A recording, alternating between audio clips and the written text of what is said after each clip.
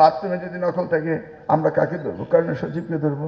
যে পরীক্ষার সময় বিদ্যুৎ ছিল না সেই জন্য আমাদের ক্যামেরাগুলি অন ছিল না, যারা এটা বলবেন মনে মনে ভাববো ডাল মে কুছ কালা হ্যায়। সারা বাংলাদেশে চিঠি দিয়ে দেব যে পরীক্ষার সময় যেন বিদ্যুৎ বিভ্রাট না হয়।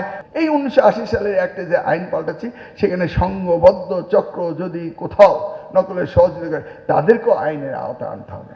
এবার আমাদেরকে সুন্দরভাবে পরীক্ষা নিতে হবে, আমাদের এখানে যেন কোনো রকম আনফেয়ারনেস না হয়, পরীক্ষার ফলগুলো যেন আনডিস্টার্ব থাকে, এই জন্য আপনাদের সচেষ্ট থাকতে হবে।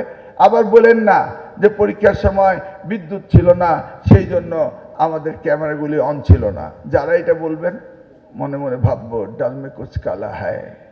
তারপরে কিন্তু আমার ইনভেস্টমেন্ট শুরু হয়ে যাবে আপনার দিকে। কারণ আইপিএস দিয়ে যদি হেডমাস্টারের রুমে একটি ফ্যান চলতে পারে, আইপিএসে কিন্তু ক্যামেরা চার্জ খুব কম লাগে, আমরা জানি, বুঝতে পারছেন?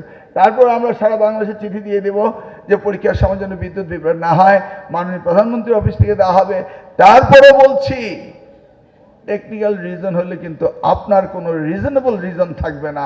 আর যদি কেউ ওই রিজনেবল রিজন করেন তাহলে বলবো চালাকি হচ্ছে, তখন ওইদিকেই কিন্তু আমার ধনুক যাবে বেশি।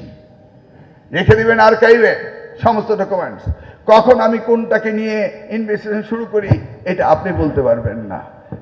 ওই দলিল যেন তামাদি না হয় ওইভাবে দলিল সংরক্ষণ করতে হবে এবং সেইভাবেই আমি আবার পুনর্বিবেচনা করব। আফটার এক্সাম আমার ব্যবস্থা করতে হবে।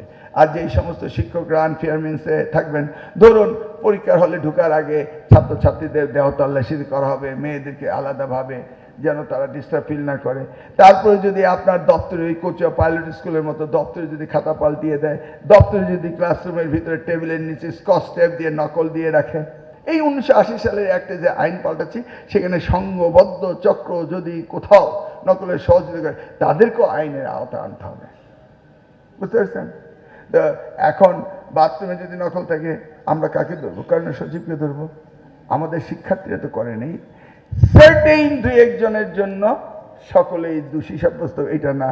তাহলে সকলের দোষী সাব্যস্ত করার দরকার নেই, একজনকে করে দিই কেন্দ্র সচিব, নাকি কি রাগ করলেন?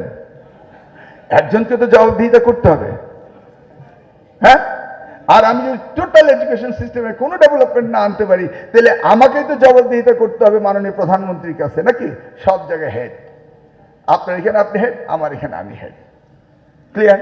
তো এইভাবে আমরা কিন্তু টুকিটাকি জিনিসগুলো সবই দেখবো। উই আর ওয়েল এক্সপেরিয়েন্স, আপনার ওয়েল এক্সপেরিয়েন্স, কিন্তু আমাদের নিয়ত এবার 100% সব।